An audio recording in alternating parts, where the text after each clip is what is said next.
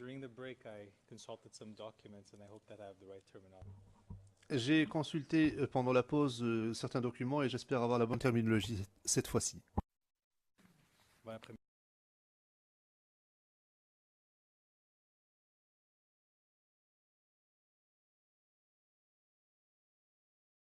Vous poser avant la pause. Vis-à-vis la position, alors là j'utilise le mot le gouvernement de Laurent Gbagbo. Quelle était la position de ce gouvernement vis-à-vis la présence de l'ONUCI en Côte d'Ivoire?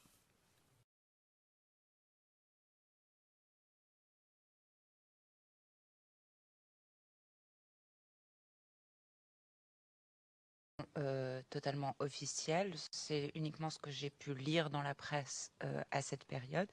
Je crois qu'il souhaitait le départ de l'ONUCI, mais comme je vous dis, c'est ce que j'ai lu dans la presse. Je ne connais pas la position officielle.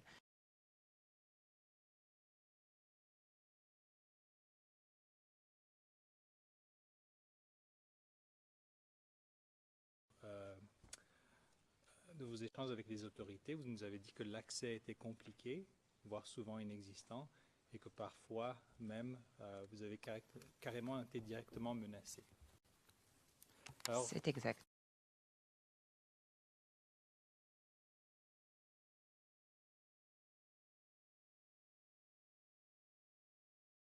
De problèmes de communication ou de menaces? Commençons avec les problèmes de communication. Comme je vous disais, les fois où je suis allée sur le terrain, c'était dans le cadre de missions d'enquête. La plupart du temps, en fait, nous n'avions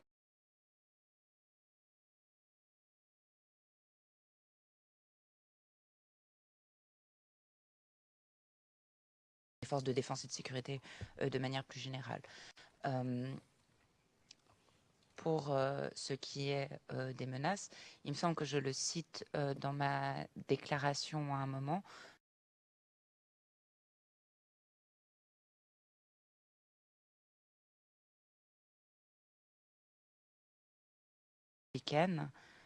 Nous a très explicitement demandé de partir. Je crois que certains collègues ont été menacés, en tout cas c'est ce qui m'a été rapporté. Et quand nous sommes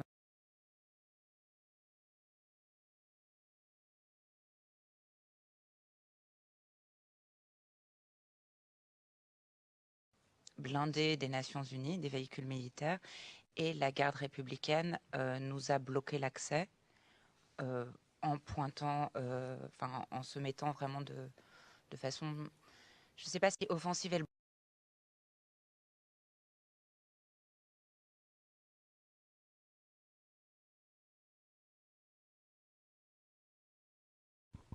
Alors, vous nous dites que... Pardon, je vais juste... Slow down. Le président, ralentissez s'il vous plaît. Maître Knops, monsieur le président, à la page 59,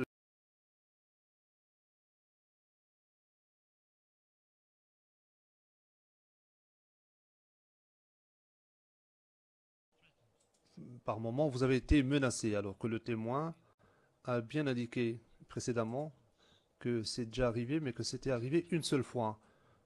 Elle vient de le confirmer d'ailleurs.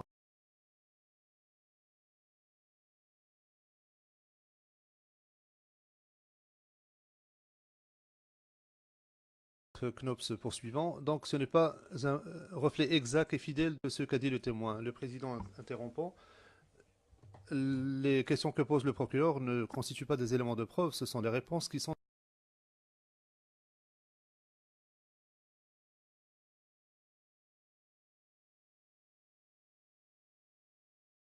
Expliquer que dans cette clinique à Trècheville, la garde... il est écrit la garde présidentielle, mais je pense que vous avez dit la garde républicaine, n'est-ce pas? C'est effectivement ce que j'ai dit.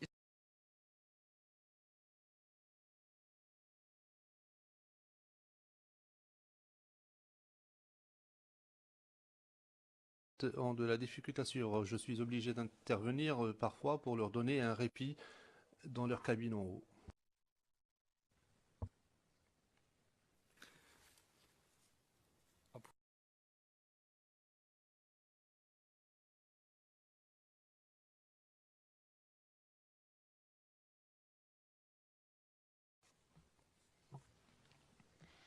Alors, il y avait eu une manifestation des femmes, si je ne me trompe pas, à Trècheville.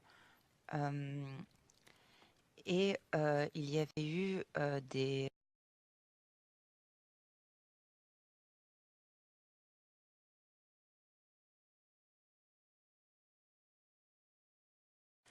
à Trècheville.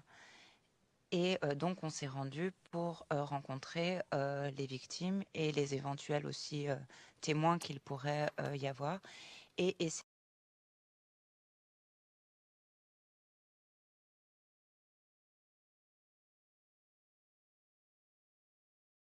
je pense qu'on était dans 2 véhicules blindés.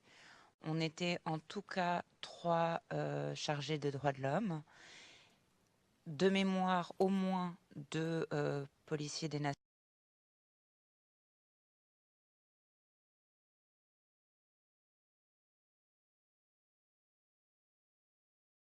exactement combien ils étaient. Donc on a rencontré le personnel de la clinique, des blessés. Je me rappelle en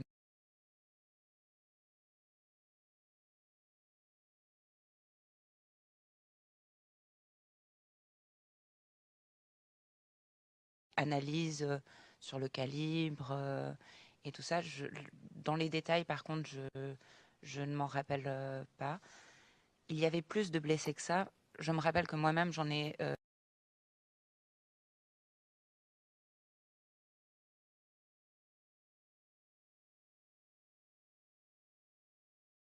et enfin après, je sais pas, vous voulez des détails sur ce qui avait été rapporté Non, sur cela, pardon.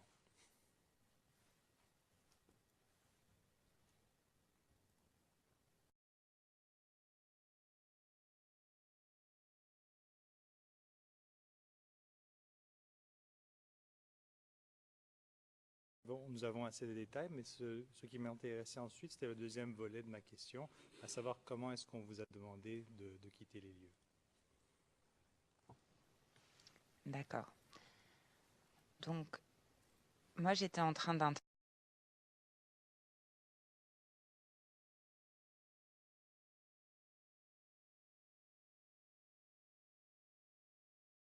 et qui m'a dit il faut partir maintenant.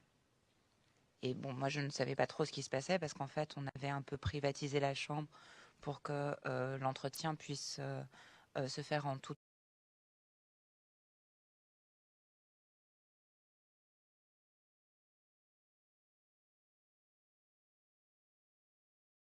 Et puis j'ai dit, je me rappelle avoir dit, non, non, pas tout de suite, j'ai presque fini, il me faut encore 5 minutes. Moi, je continuais à prendre en fait le témoignage de la victime. Il m'a dit, non, non,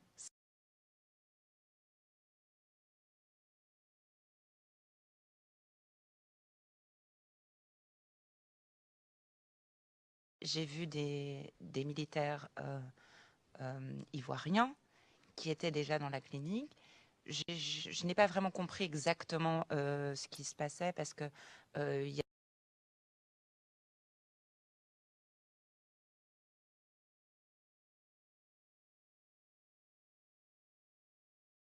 exactement combien de personnes étaient à l'intérieur. Je pense que c'est mon superviseur qui m'a pris le bras et qui m'a dit non, pas maintenant. On est sorti. Là, j'ai vu que les véhicules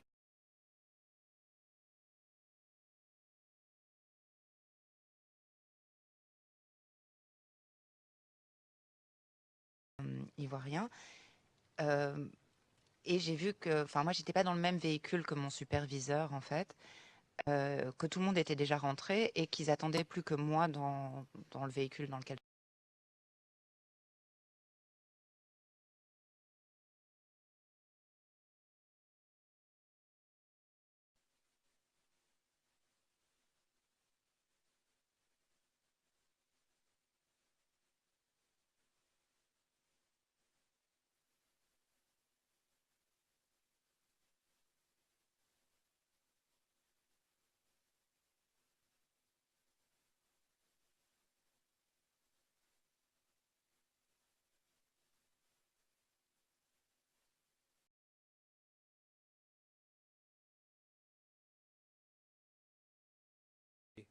vous êtes allé sur le terrain, ou vers quelle heure, ou vers quelle partie de la journée, pardon. Ce dont je me souviens, c'est qu'il faisait jour. Il me semble que c'était dans l'après-midi, mais il me semble.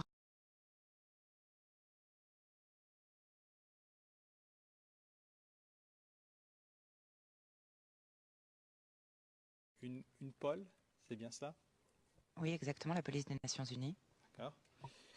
Et vous nous dites aussi, et ça c'est au paragraphe 215, que vous n'avez pas visité l'hôpital d'Abobo Sud.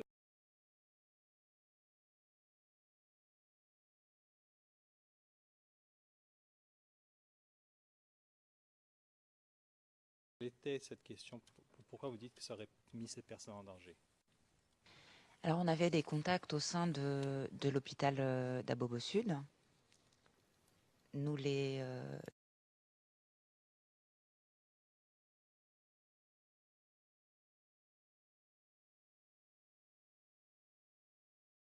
craintes en disant si vous venez, nous risquons d'être ciblés et d'avoir après. Enfin, ils craignaient en fait.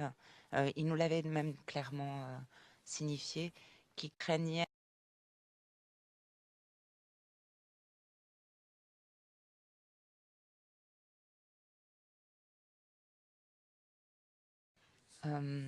Selon mes souvenirs, ils parlaient des forces de défense et de sécurité.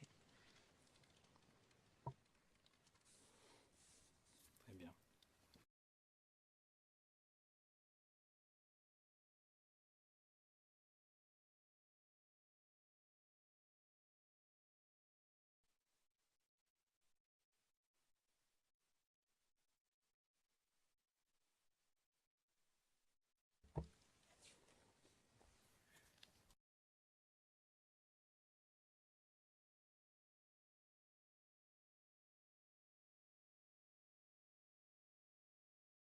Est-ce que vous avez reçu de l'information au début de l'année 2011, donc au mois de janvier, février, mars, relativement à des incidents qui impliquent les jeunes patriotes dans le quartier de Yopougon?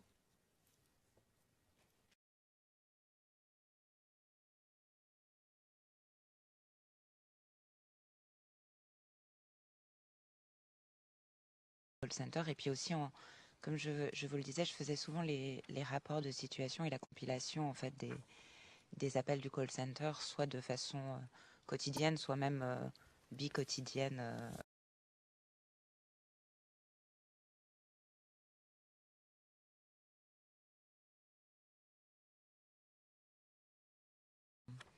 Un des rapports, en fait, il y a une colonne où on met auteur présumé, mais toujours c'est selon la personne qui appelle, hein, et plusieurs fois il était fait mention des jeunes patriotes.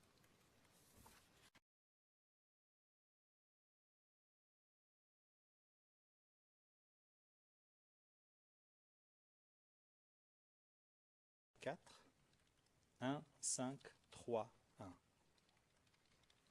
Et c'est numéro 45 de notre liste pour mes confrères.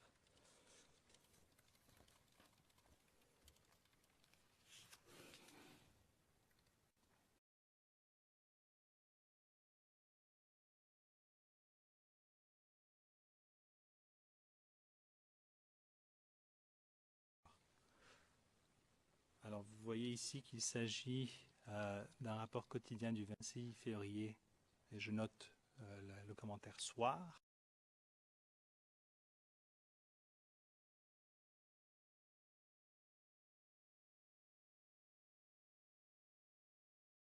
Hein, où vous inscrivez les informations reçues.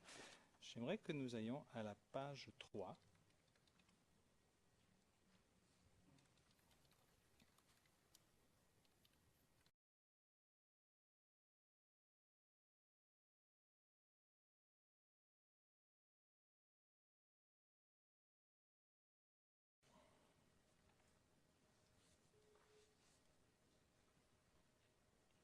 Si on va au bas de la page, si on agrandit le bas de la page, pardon,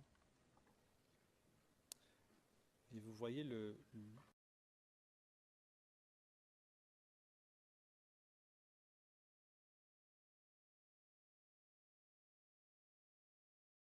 un témoin vous avez la note patriote. Et là, vous avez une remarque comme quoi à Yopougon, Niango, les jeunes patriotes font la patrouille, arrêtant les voitures et contrôlant les papiers.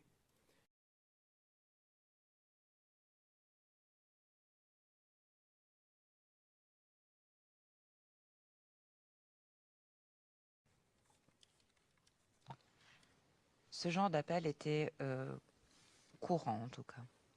Et ce qui est indiqué, donc le fait d'avoir des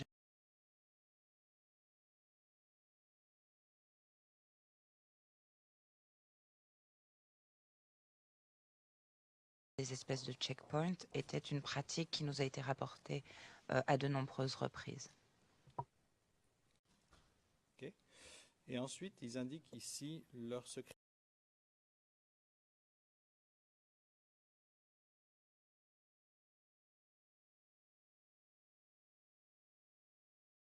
Avez-vous appris ce que cela signifiait? Alors, en général, quand il parlait de leur secrétaire général, il parlait de M. Charles Blégaudet. En tout cas, c'était l'entendement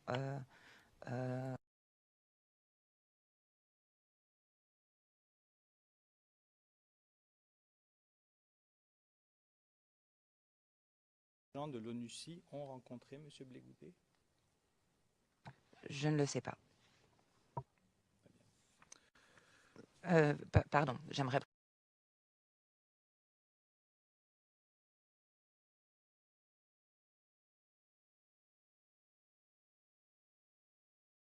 Pardon. Très bien. Je vous remercie. Your Honors, those are all the questions I have. Le procureur, Monsieur le Président, j'en ai terminé. Je n'ai plus d'autres questions à poser aux témoins. Le juge président, je vous remercie.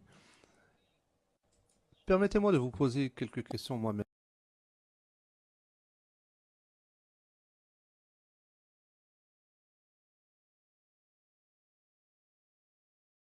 Aussi, la mission des Nations Unies à l'époque, quel était son mandat? Alors, le mandat de l'ONUCI était donné par la résolution du Conseil de sécurité. Je ne me rappelle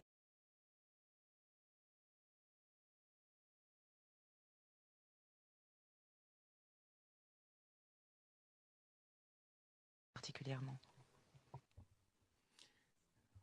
Non, non, votre position était neutre. Enfin, je le pense. Mais j'ai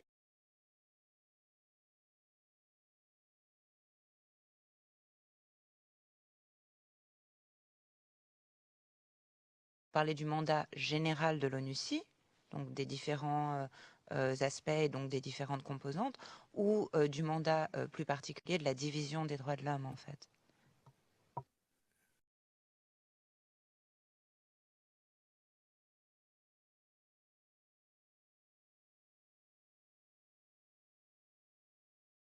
Les Nations Unies dans cette situation, pendant le conflit. D'où ma question. Lorsque vous étiez dans le centre d'appel, vous vous rendiez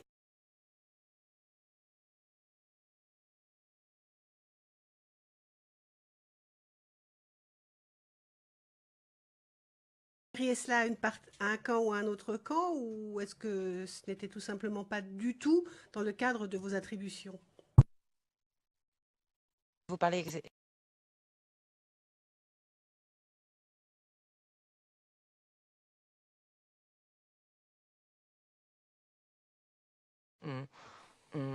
on portait ces cas à la connaissance du POC, donc au sein du JOC. Bien sûr, tous ces rapports qui étaient envoyés étaient partagés en fait avec le chef de la division des droits de l'homme.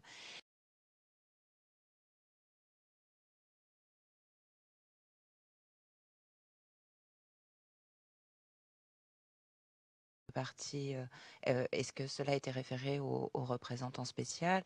Est-ce que cela a été distribué, partagé après avec les autorités nationales? Ça, je dois vous avouer que c'est un niveau qui est beaucoup plus élevé.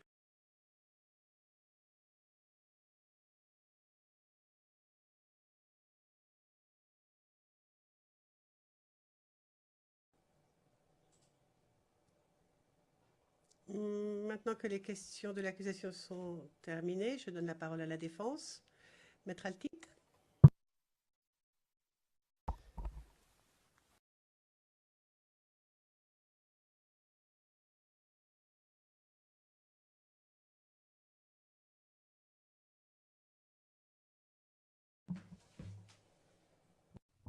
Just give me one moment to... Maître, j'ai une petite minute que je trouve un pupitre.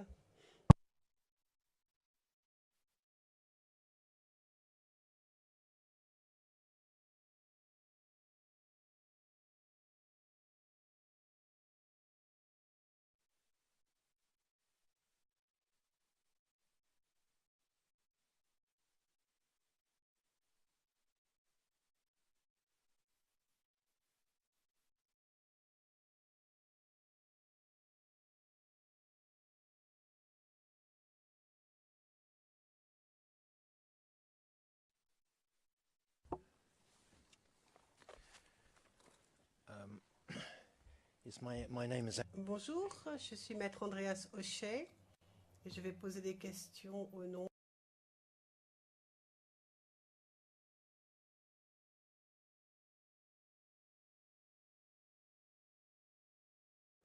m'adresser à vous, Madame Fuchs, Madame Fouche, Mademoiselle, enfin, Madame Fuchs. Okay. Mrs. Fuchs, thank you. Madame Fuchs, je vous remercie beaucoup.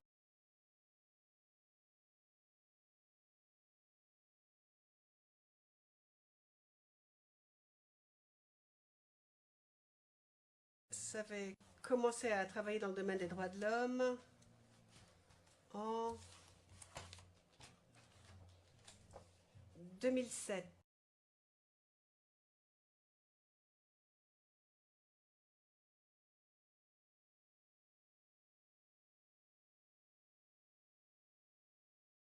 C'est exact. Je- J'essaie de retrouver, mais oui, il me semble que c'était en septembre 2007. You're...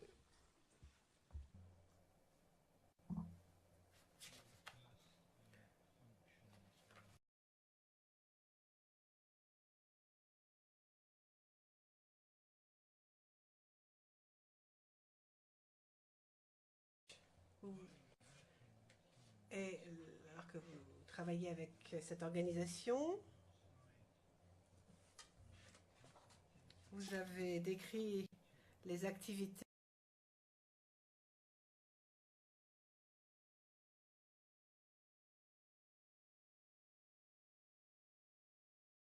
advocacy. C'était quoi exactement ce advocacy, promotion? Enfin, de votre côté, qu'est-ce que ça demandait? J'étais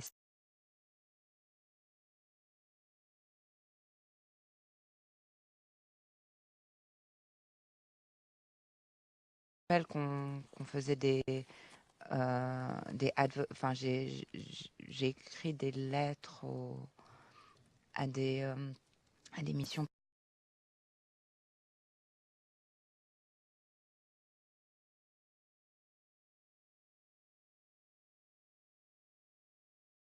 Pas moi qui avait le contenu, enfin ce n'est pas moi qui décidais du contenu en fait, j'étais plus une exécutante.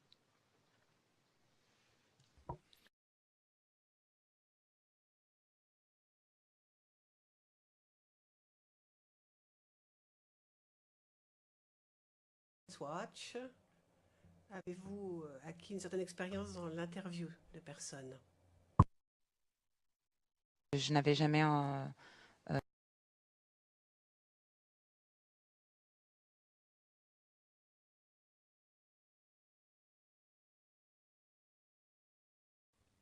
And where were you based?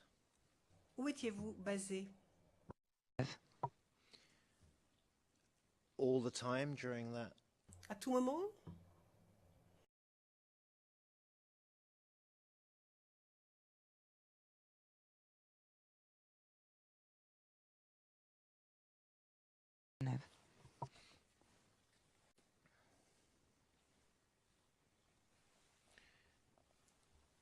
And then your next... Ensuite, dans le domaine des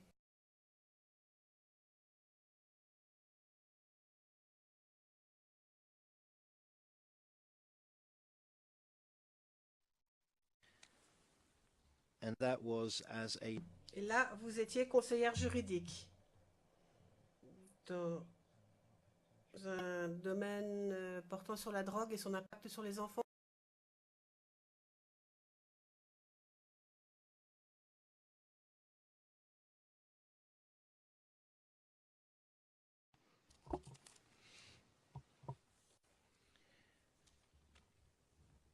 and Et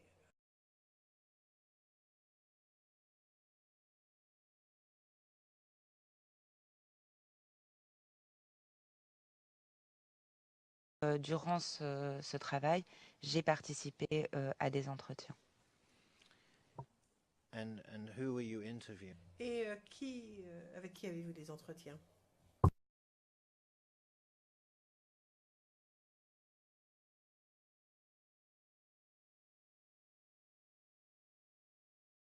Différentes, enfin, les différents événements qui s'étaient passés. And what was the purpose of the Et quel était le but de ces...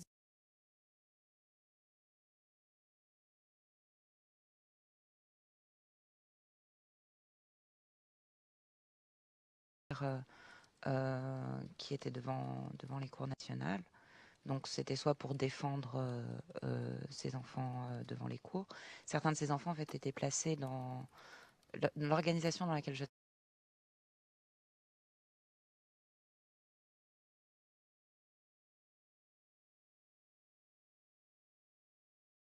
travaillais par le juge. D'autres étaient là sur une base volontaire ou bien c'est la famille qui décidait. Donc c'était, enfin il y avait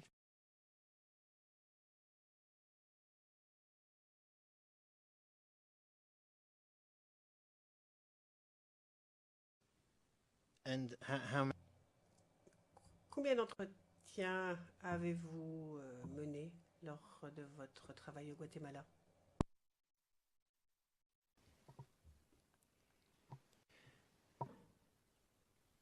and before you Et avant de vous rendre en Côte d'Ivoire, avez-vous vécu en Afrique à un moment ou à un autre? expérience en Afrique.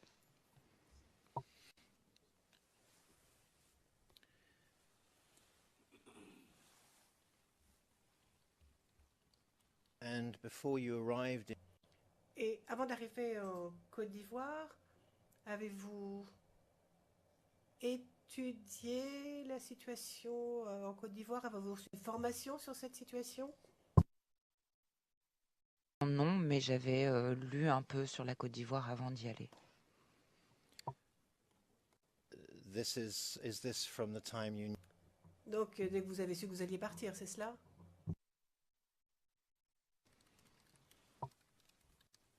and was this general reading on, Et c'était des lectures très générales de votre part, en fait. C'était pas vraiment des lectures très officielles. Surtout basé en fait sur l'examen périodique universel de la Côte d'Ivoire. Donc c'était surtout des lectures liées à la situation des droits de l'homme, donc aussi bien des rapports du haut-commissaire que des rapports d'ONG nationales et internationales sur la situation en Côte d'Ivoire. and was this on your own initiative? Et c'était de votre propre chef. Oui, mais ça me semblait aussi, ça me semblait être une préparation normale en fait à une mission en Côte d'Ivoire en fait.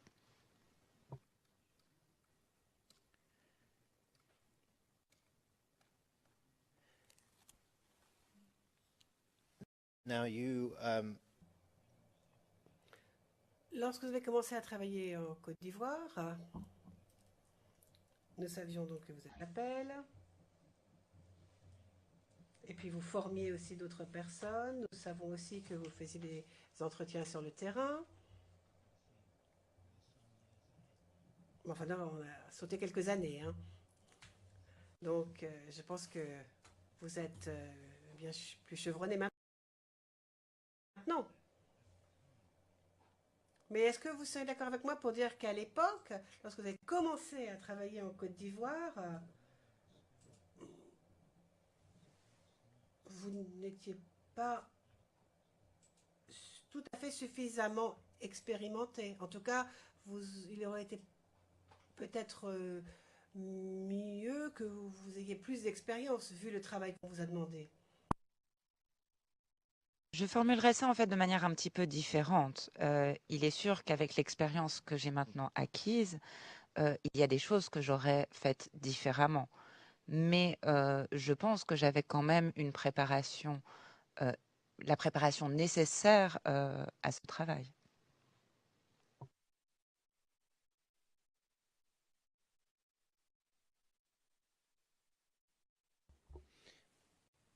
So you Donc, vous pensez que l'expérience que vous aviez à l'époque et la formation que vous avez reçue était suffisante pour mener des interviews et pour travailler dans le call center. Déjà, il faudrait aussi préciser que la plupart du temps, nous ne menons pas des interviews tout seuls. Nous sommes en général deux chargés des droits de l'homme, hein. Donc, nous menons rarement des interviews seuls. Il peut s'avérer à plusieurs reprises aussi qu'on les fait seuls. Et j'ai toujours eu un superviseur ou quelqu'un à mes côtés qui me permettait de lui poser toutes les questions nécessaires si j'en avais besoin.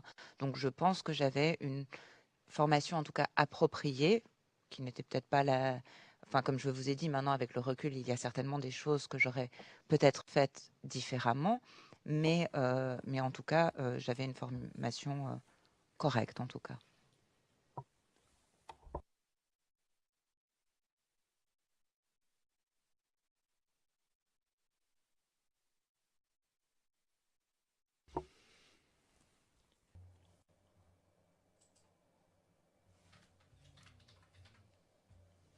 Lorsque vous étiez dans ce centre d'appel, donc vous répondiez à des appels téléphoniques, vous avez traité certains de ces appels vous-même personnellement, n'est-ce pas? Oui, c'est exact. and on those occasions Et à ce moment-là, vous parliez seul avec l'autre personne qui était en bout de ligne. Mais les appels que nous prenions au call center n'étaient que des informations préliminaires. and then Alors ensuite, lorsque vous étiez sur le terrain et pour un entretien, si vous étiez deux, est-ce que vous étiez deux à poser des questions ou est-ce qu'il n'y avait qu'une seule personne qui posait les questions? En général, notre méthodologie veut qu'une personne conduise l'entretien, essentiellement, l'autre soit plus chargé de prendre des notes, mais cette autre personne peut toujours intervenir s'il manque certains aspects. and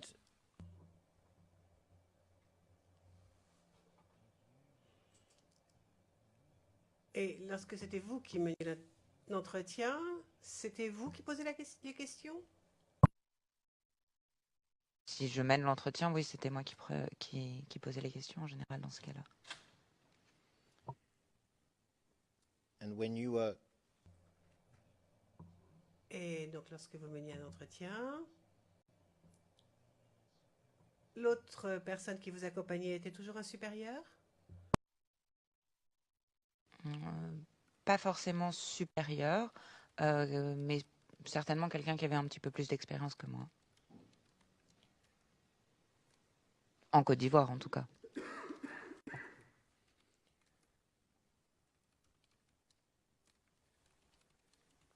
and was this a Est-ce une personne bien précise ou est-ce que ça pouvait être différentes personnes? Pas une personne déterminée et fixe en permanence. so did you have Vous aviez un superviseur bien précis? Excusez-moi, je n'ai pas compris votre question. Est-ce que vous pouvez la répéter, s'il vous plaît? Did you have a specific Y avait-il une personne bien précise qui vous supervisait? Le président. Vous devez attendre, Maître Hochet, que la traduction soit terminée avant de poser votre question, sinon le témoin ne l'entend pas. Maître Hochet, en effet.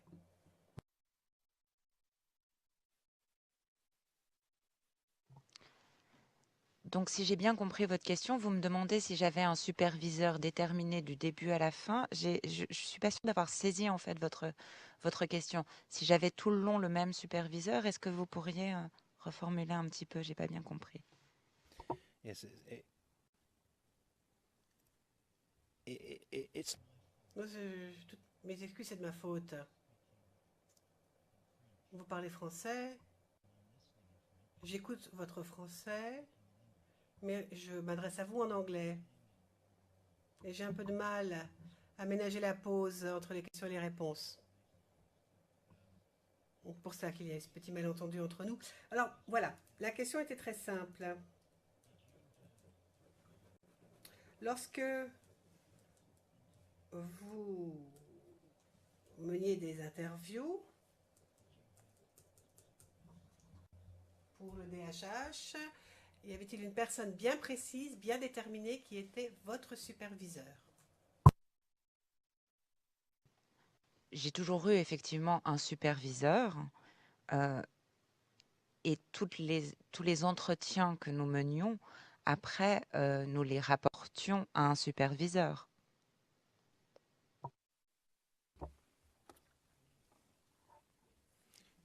so the supervisor. Donc, le superviseur, ce superviseur-là n'était pas présent avec vous lorsque vous meniez les interviews. Il y a certains cas, j'ai même souvenir, mais là, c'est pas moi qui menais l'interview. En général, c'était plutôt, pardon, j'ai parlé peut-être un peu vite. C'était plutôt mon superviseur qui menait l'interview, et là, c'est moi qui prenais les notes. Mais il nous est déjà arrivé d'avoir des interviews. J'ai participé à des interviews qui étaient menées par mon superviseur.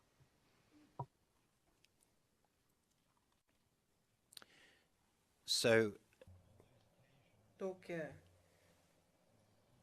lorsque vous vous trouviez avec votre superviseur sur le terrain pour mener une interview, c'est le superviseur qui posait les questions à ce moment-là. Oh, et lorsque c'était vous qui posiez les questions, c'est parce que le superviseur n'était pas là. Enfin, le superviseur, en tout cas, n'était pas là. Alors, sur le terrain, je pense que les circonstances étaient un peu particulières pendant cette crise post-électorale. Et là, effectivement, quand je vous parlais par exemple de choses que j'aurais peut-être faites différemment, souvent les entretiens étaient menés seuls, puisque nous avions un temps extrêmement limité. Donc, à ce moment-là, les entretiens, je les ai conduits toute seule.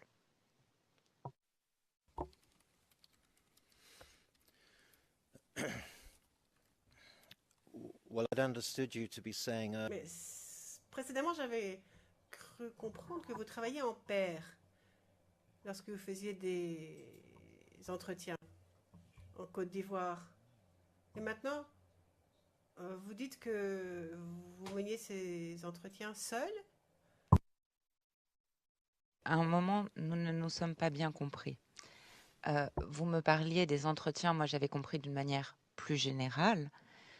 Effectivement, si par exemple une victime ou un témoin venait dans nos locaux, là, nous menions les entretiens à deux.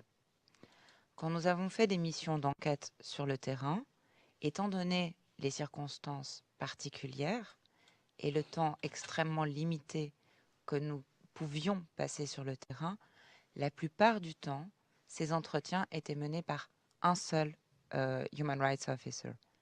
Par contre, des fois, je ne dis pas tout le temps, mais des fois, un membre de la police des Nations Unies nous accompagnait également.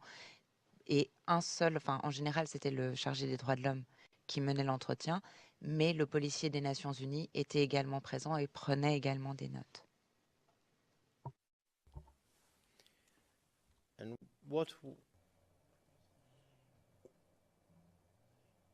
Quel était le ou les noms de votre ou vos superviseurs directs lorsque vous faisiez ces entretiens sur le terrain en Côte d'Ivoire? Je ne suis pas sûre de pouvoir répondre à cette question. Et Monsieur le Président, je voudrais voir si je pourrais consulter le représentant des Nations Unies à cet égard. Allez-y, dit le président. Enfin, je ne vois pas très bien pour être le problème, mais allez-y.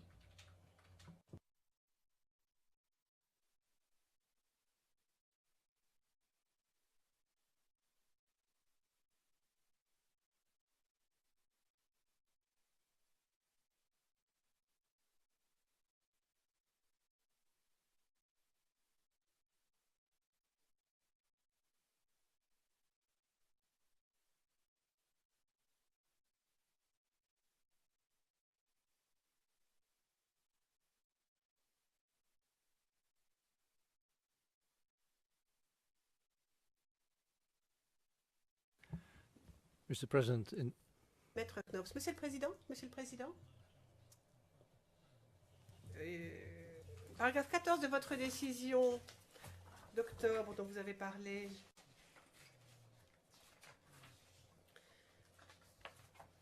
J'ai la décision sous les yeux. La Chambre décidera quelle assistance pourra être donnée par le représentant des Nations Unies au cas par cas.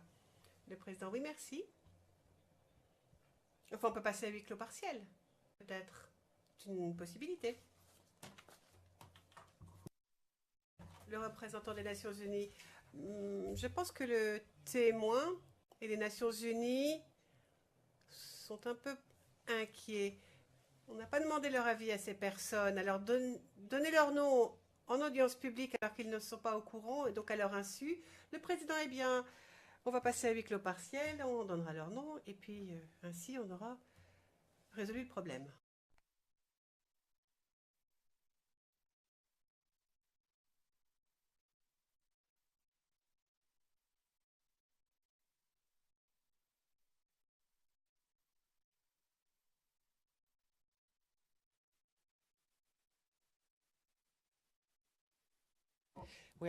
greffière d'audience, nous sommes en audience publique, Monsieur le Président. Le Président, Maître O'Shea. Maître O'Shea. Donc, sont nommées ces personnes. La première personne que vous avez mentionnée, s'agissant du centre d'appel, quelle était la nationalité de cette personne-là?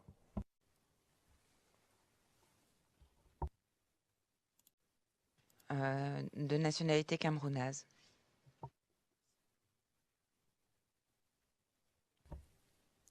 And then the second, Qu'en est-il de la deuxième personne que vous avez évoquée, s'agissant des entretiens? Quelle était sa nationalité?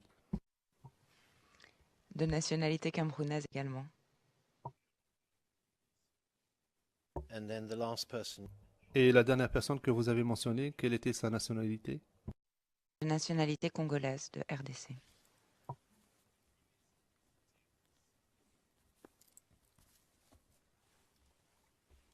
Thank you. Remercie.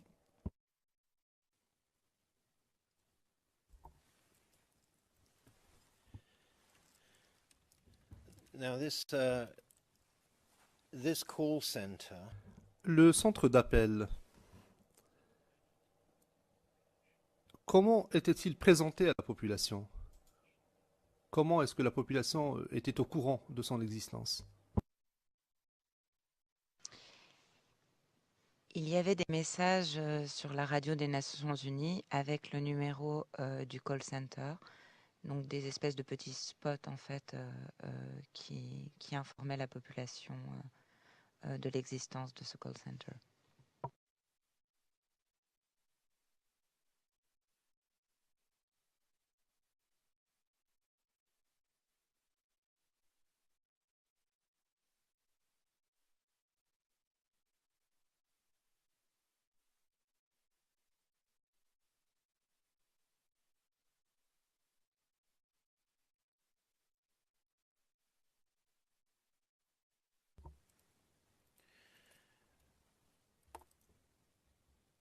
Now, the UNICE radio, La radio de l'ONUCI, quelle était sa portée, la portée de sa couverture?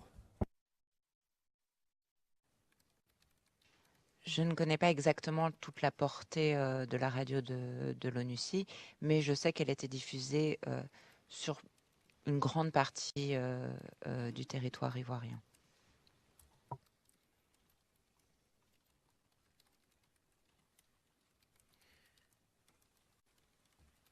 and do you know if there were specific Savez-vous s'il y avait des segments de la population qui écoutaient cette radio plus que les autres? Je ne saurais pas vous le dire.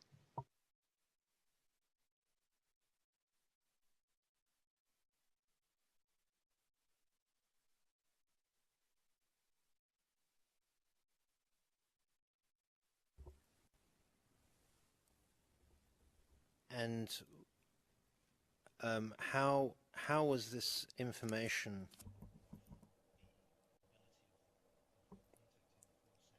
L'information relative au centre d'appel, comment cette information était-elle diffusée? Pouvez-vous nous donner une idée de ces spots publicitaires qui passaient sur la radio, à la radio? Je n'ai pas exactement compris votre question. Vous voulez dire quel était le contenu du spot publicitaire?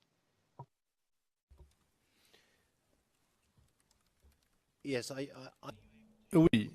Êtes-vous en mesure de nous éclairer sur les messages qui étaient diffusés dans le cadre de ces spots? Du message qui était diffusé, mais je sais que deux numéros en tout cas étaient mentionnés, mais je ne me rappelle pas du message qui précédait en fait.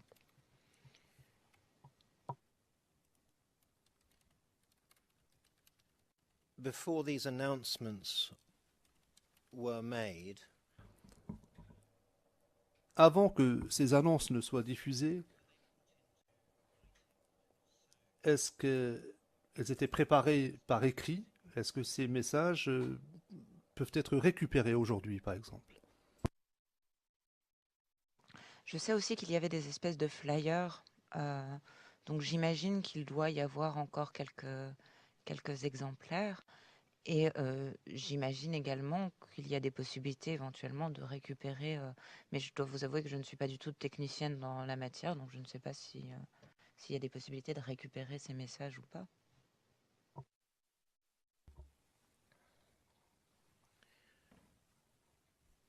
did you have any involvement in the distribution? Vous-même, est-ce que vous avez participé à la distribution des flyers, comme vous dites? Alors j'essaie de me rappeler, il me semble qu'on a dû en partager avec des ONG. Après, personnellement, j'en ai pas distribué énormément.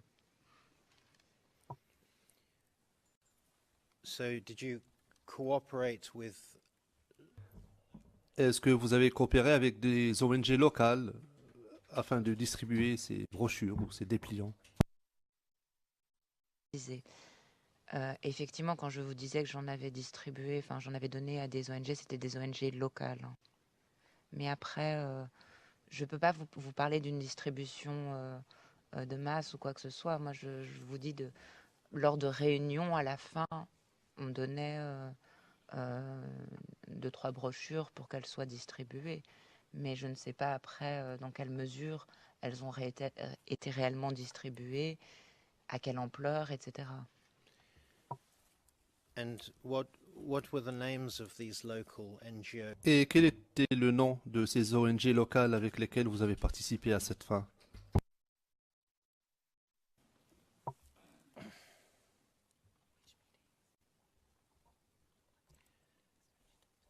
Are you able to say how many? Êtes-vous en mesure de nous donner le nombre d'organisations avec lesquelles vous avez collaboré à cette fin? Non, je ne suis pas en mesure.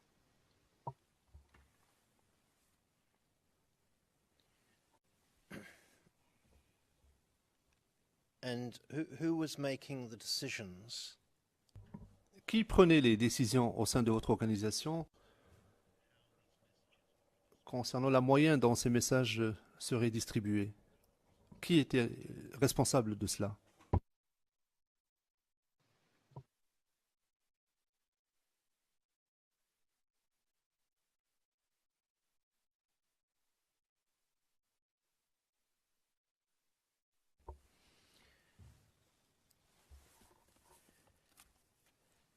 Now, presumably you had meetings. Je suppose que vous aviez des réunions au sein de votre organisation pour discuter des opérations, des activités du centre d'appel, n'est-ce pas? Je suis désolée, mais je ne comprends pas votre question. Qu'est-ce que vous entendez par les activités du centre d'appel?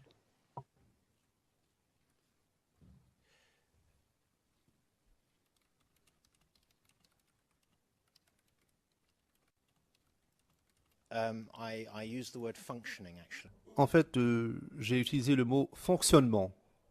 Est-ce que vous aviez des réunions pour discuter du fonctionnement du centre d'appel? Vous voulez dire donc du fonctionnement opérationnel, combien de personnes, ce genre de choses? Oui, il y avait des réunions. Je ne pense pas avoir pris part à ces réunions.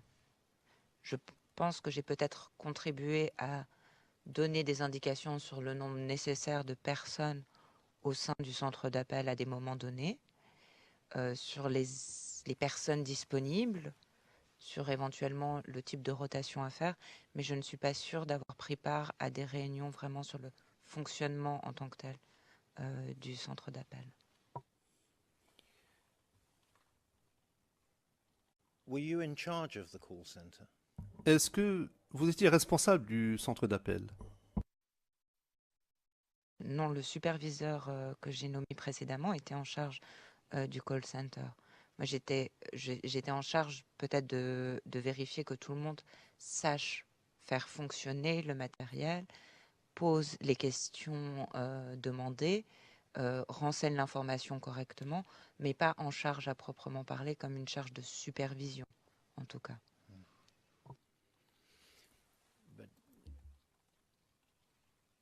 But you were involved in the training of other Est-ce que persons. vous étiez impliqué dans la formation des autres personnes qui recevaient les appels, n'est-ce pas? Dans une partie de la formation. Ce n'était pas toute la formation. J'ai donné une partie de la formation. So you did not take. Donc, vous n'avez pas pris part à quelques réunions que ce soit concernant le fonctionnement opérationnel du centre d'appel où le sujet de la formation, le thème de la formation a été discuté. J'ai peut-être pris part à certaines réunions. Je ne me rappelle pas si l'objet spécifique de la réunion était limité à ça, si ce type de réunion s'est tenu à plusieurs reprises. En tout cas, si j'y ai pris part, c'était sans pouvoir décisionnel, je dirais.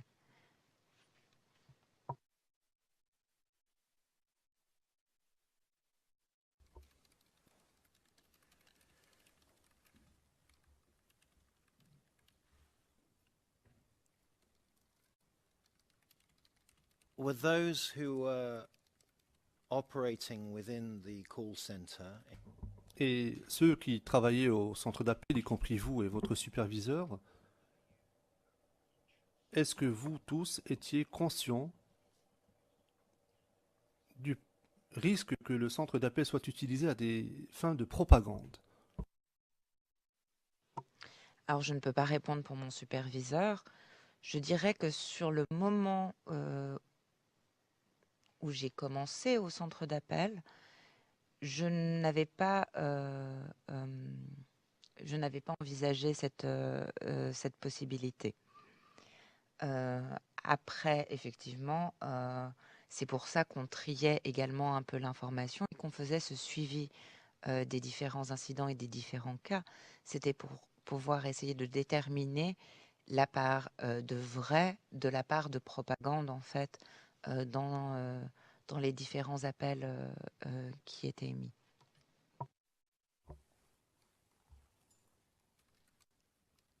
And what led you to the realization Et qu'est-ce qui vous a amené à penser qu'il y avait ce risque, ce problème était possible? Je ne m'en rappelle pas. Je pense que c'était sur un avertissement d'un superviseur. J'imagine que c'est lui qui qui a attiré notre attention là-dessus.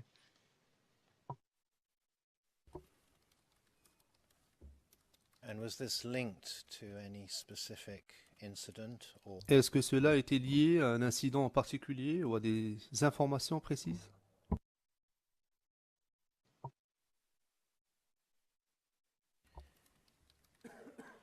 and in terms of timing, when did this when did the Quand est-ce que le personnel du centre d'appel a-t-il pris connaissance de cela et quand a-t-il décidé d'intervenir? Car vous avez dit que le centre d'appel a commencé son fonctionnement en décembre, le 30 décembre 2010.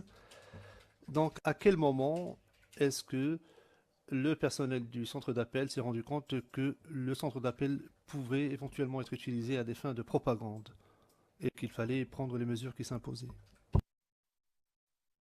Alors, je ne m'en rappelle pas. Et je ne suis pas sûre d'avoir donné une date aussi précise que le 30 décembre pour le début du centre d'appel. Je me rappelle que c'était courant décembre, mais je ne me rappelle pas de la date exacte. yeah, you actually said the 13th, not the En fait, vous avez dit le 13, pas le 30. Ça paraît déjà un peu plus probable, en fait.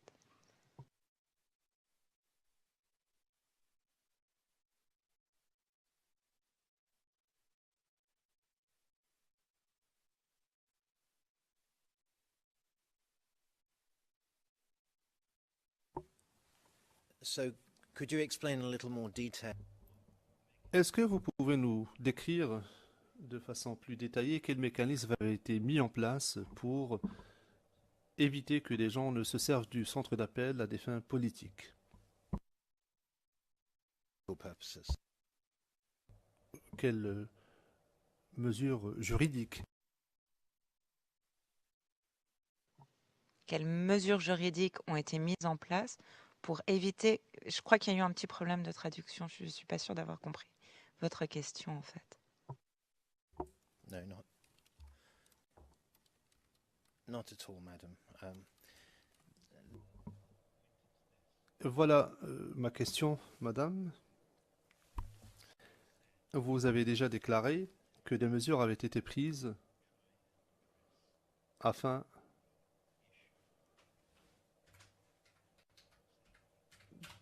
d'éviter que le centre d'appel soit utilisé comme outil de propagande. Donc, ma question est la suivante. Est-ce que vous pouvez développer votre réponse et nous dire quels mécanismes ont été mis en œuvre afin d'éviter que le centre d'appel ne soit utilisé à des fins politiques, juridiques ou autres, comme outil de propagande?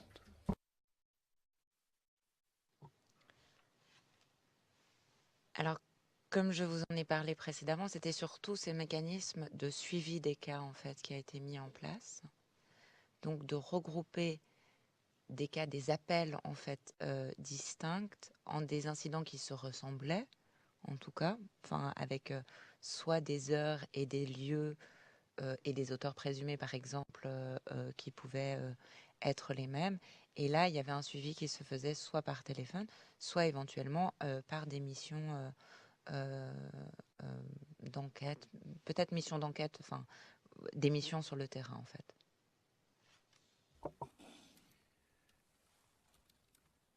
So sometimes it would be by telephone and Donc parfois c'était par téléphone et parfois vous alliez voir la personne. Tout dans le croisement, en fait, des données, hein. Du coup, c'était pas un seul appel qui faisait foi, hein.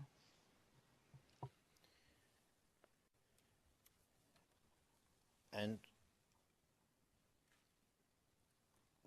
when you were on the telephone with somebody, Et lorsque vous étiez au téléphone avec quelqu'un,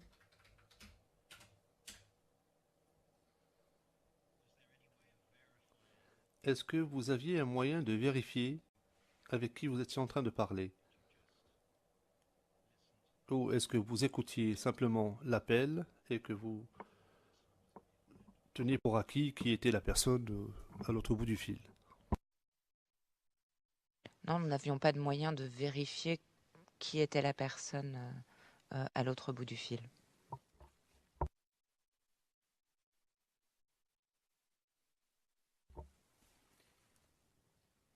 and did you have any means of verifying Est-ce que vous disposiez de moyens de vérifier d'où provenait physiquement l'appel?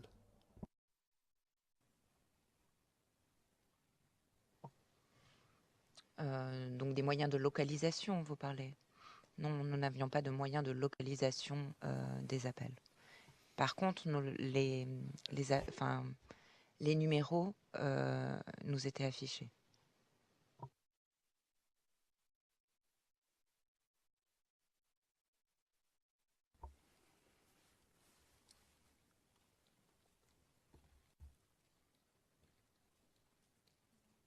were there any steps taken to verify Des mesures ont-elles été prises pour vérifier sur la base des numéros qui avaient été affichés quelle était la provenance ou la source des appels? Pas à ma connaissance.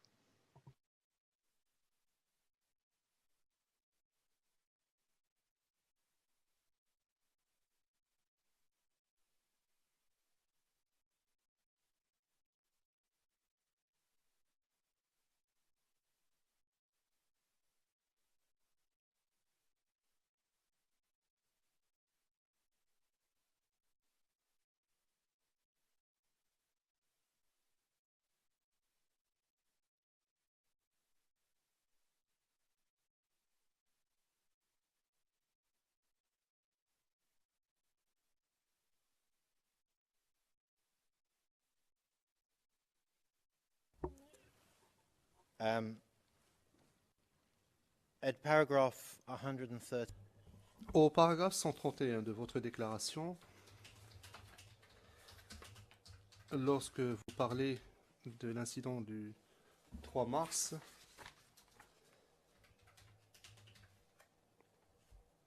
et je vais citer ce que vous dites, je cite en français, pour le bénéfice des interprètes, je précise que c'est en français. Certaines de personnes s'est dirigées vers nous. On ne savait même pas d'où ils sortaient. Là, on a commencé à recueillir les différents témoignages.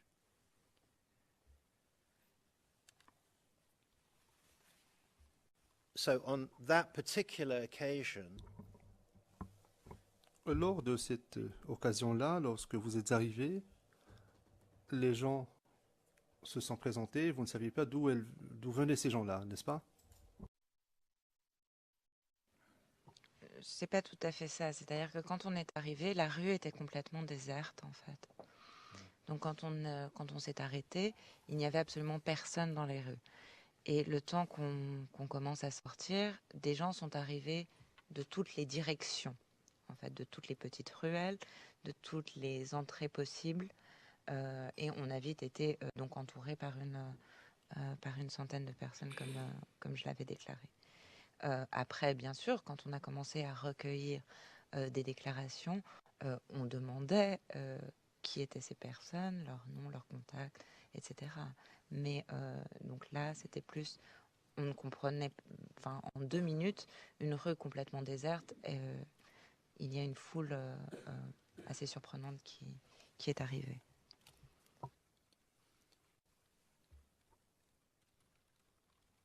did you have the impression that these people knew you were coming? Est-ce que vous avez eu l'impression que ces gens savaient que vous alliez venir?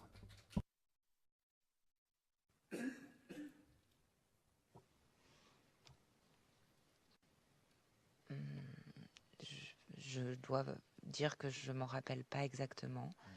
Il est possible qu'on ait contacté des gens de la zone avec qui on avait des contacts, en fait. Mais je ne peux pas vous le dire avec une grande certitude. Je ne m'en rappelle pas exactement.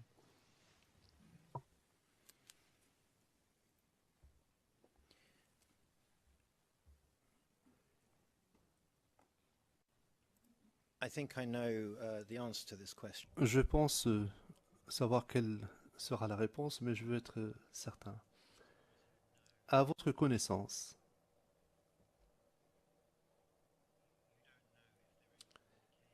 vous ne savez pas en fait si des communications avaient été faites par avance. Mais en fait, je ne comprends pas très bien de quel type de communication vous parlez, en fait. Well, any form of Un avertissement quelconque à la population pour avertir les gens de votre arrivée.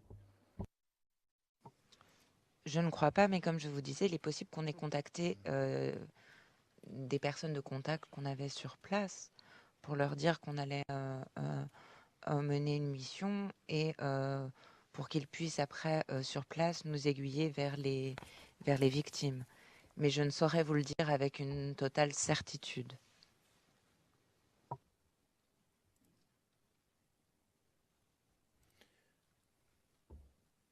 who were the persons that you had there in the field? Qui étaient vos personnes de contact qui étaient sur le terrain, les personnes dont vous venez de parler?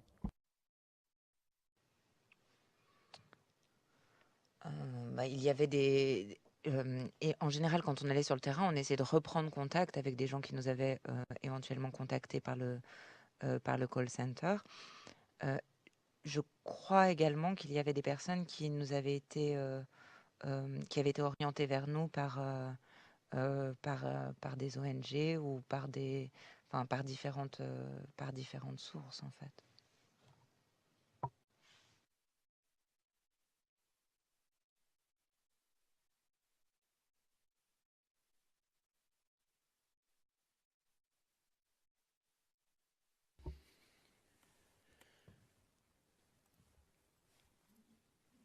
So there were certain Donc, il y avait des gens qui avaient déjà appelé le centre d'appel et qui, ultérieurement,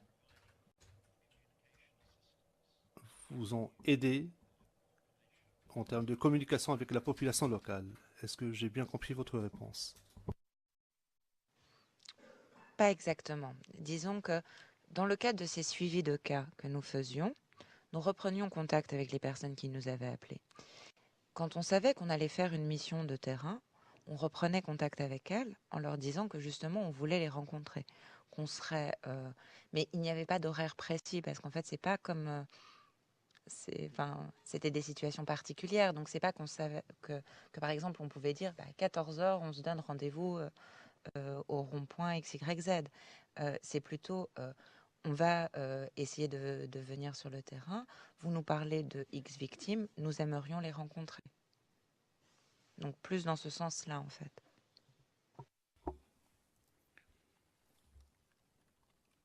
So if we take the 3rd of March, Prenons à titre d'exemple le 3 mars. Vous aviez reçu des appels autour du 3 mars ou peu de temps avant cela.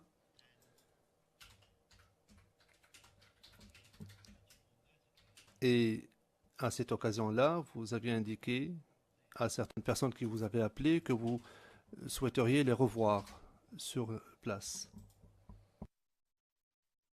Je disais, je peux pas vous donner, je ne peux pas vous le dire avec certitude. Cela date un petit peu, je n'arrive pas à m'en rappeler avec certitude si à l'occasion spécifique du 3 mars ou des jours qui ont suivi immédiatement, cela a été le cas ou pas.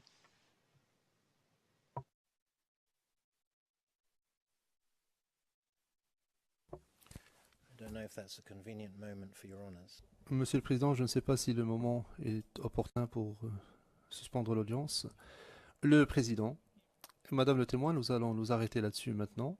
Nous reprendrons demain matin à 9h30. Merci beaucoup. L'audience est levée. Nous allons reprendre l'interrogatoire de la défense demain matin. Merci beaucoup. L'audience est levée.